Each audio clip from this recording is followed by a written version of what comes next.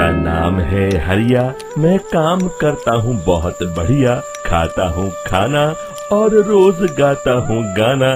अरे यार, आज तो बहुत देर हो गई। इस खतरनाक जंगल को देखकर तो मेरे हाथ पैर ठंडे हो गए हैं।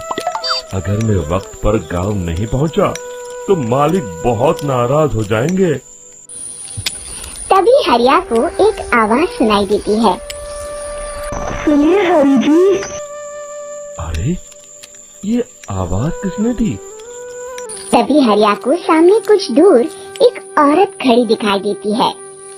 अरे भाई, ये औरत अकेली इतनी रात को इस जंगल में क्या कर रही है? चलकर पूछना पड़ेगा।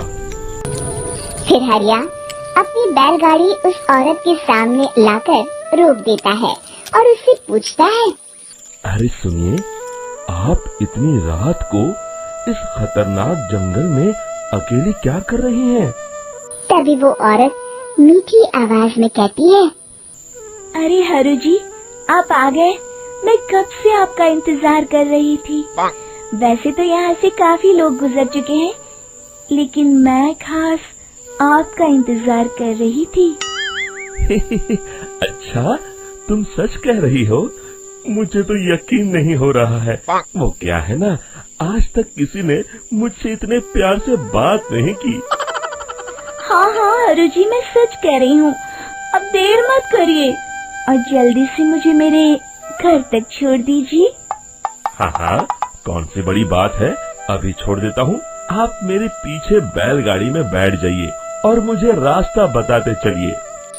फिर वो औरत हरिया की बैलगाड़ी में बैठ जाती है और हरिया बैलगाड़ी हाँकता हुआ आगे चल पड़ता है। फिर उस औरत के बताए हुए रास्ते पर चलते चलते हरिया बैलगाड़ी लेकर एक काली गुफा के आगे आकर रुक जाता है। हरिया उस औरत से पूछता है। हाँ देवी जी, आपका घर कहाँ है? यहाँ तो एक गुफा के अलावा और कुछ नहीं है। तभी अचानक वो औरत हवा में उड़ने लगती है। देखते ही देखते उसका सुंदर रूप एक डरावनी चुड़ैल में बदल जाता है और वो जोर जोर से हंसती है। अरे तू तो एक नंबर का बेवकूफ निकला। तू तो बड़ी आसानी से मेरी बातों में आ गया। अरे मर गया रे, ये तो एक चुड़ैल है। हे भगवान बचा ले, ये तो बड़ी डरावनी दिखाई दे रही है।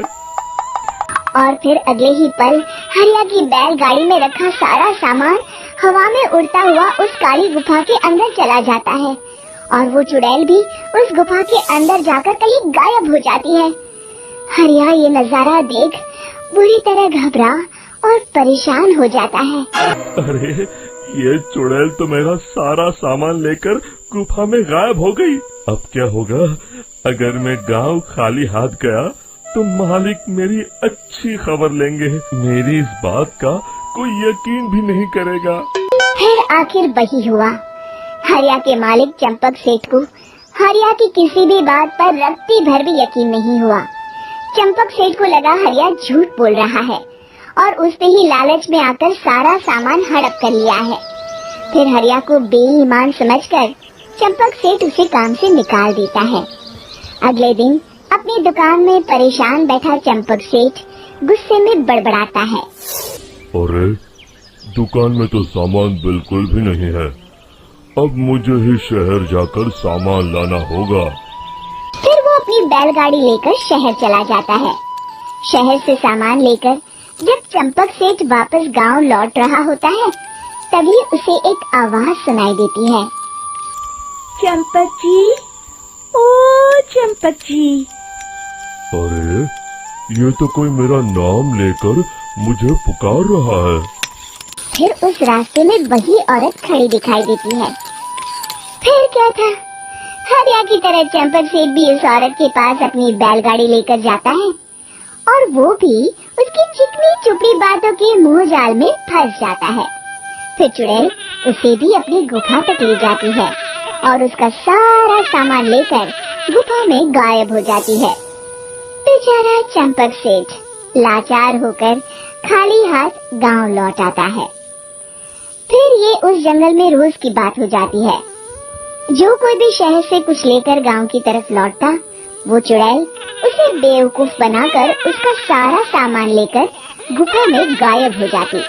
एक दिन हरिया एक लकड़हारे को उसी जंगल की तरफ जाते हुए देखता है।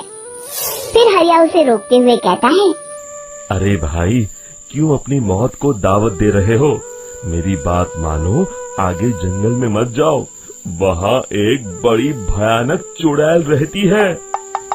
लकड़हारा हरिया की बातों को नजरअंदाज करते हुए कहता है, अरे भाई, मुझे पहले ही बहुत देर हो चुकी है, मुझे जाने दो भाई।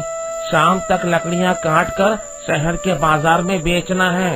तुम अपनी ये कहानी किसी फुर्सत में बैठे इंसान को सुनाओ, मैं तो चला।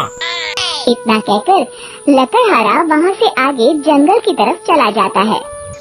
फिर अगले दिन गांव के मुखिया के घर के बाहर बहुत सारे लोग जमा हो जाते हैं।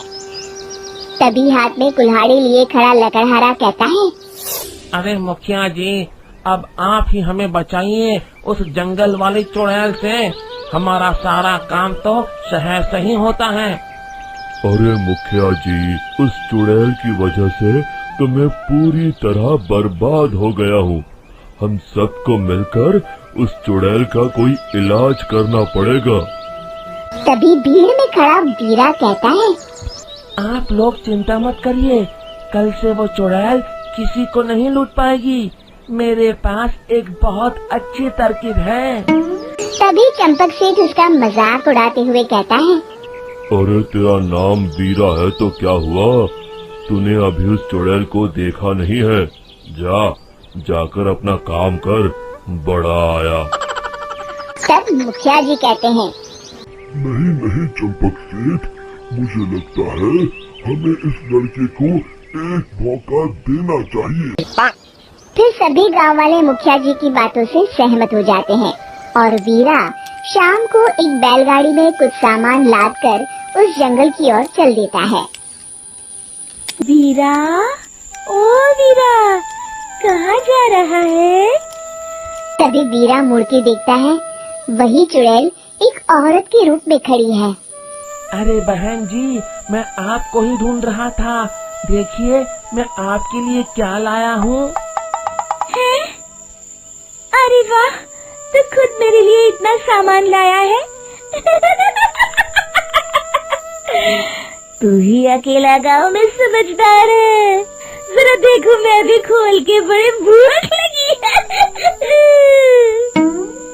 जैसे ही चुड़ैल उस सामान पर से कपड़ा हटाती है, एक भगवान शिव की तेज रोशनी उसके अंदर मूर्ति से निकलती है और चुड़ैल अपने असली रूप में आकर जलने लगती है। अरे मैं जल रही हूँ, बचाओ! बचाओ! ओम नमः शिवाय, मर गई मैं।